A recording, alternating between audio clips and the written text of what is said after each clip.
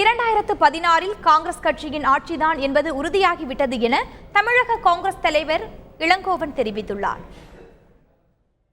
நெல்லை மாவட்டம் பாளையங்கோட்டை வந்த அவருக்கு கட்சியினர் உற்சாக வரவேற்பு கொடுத்தனர். செண்டை மேளம் முழங்க இளங்கோவனை வரவேற்றனர்.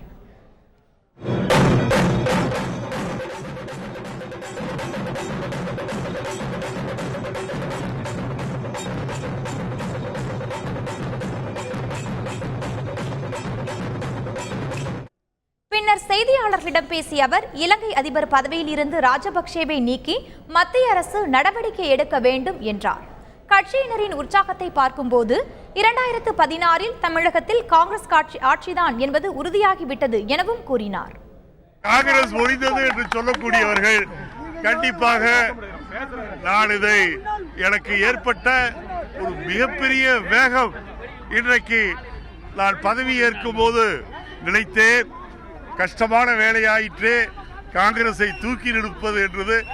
ஆனால் இன்றைக்கு நெல்லைக்கு வந்து காங்கிரஸ் உள்ளங்களை, தேசிய உள்ளங்களை பார்க்கும்போது 2016 காங்கிரஸ் ஆட்சிதான் என்பது உறுதியாகிவிட்டது.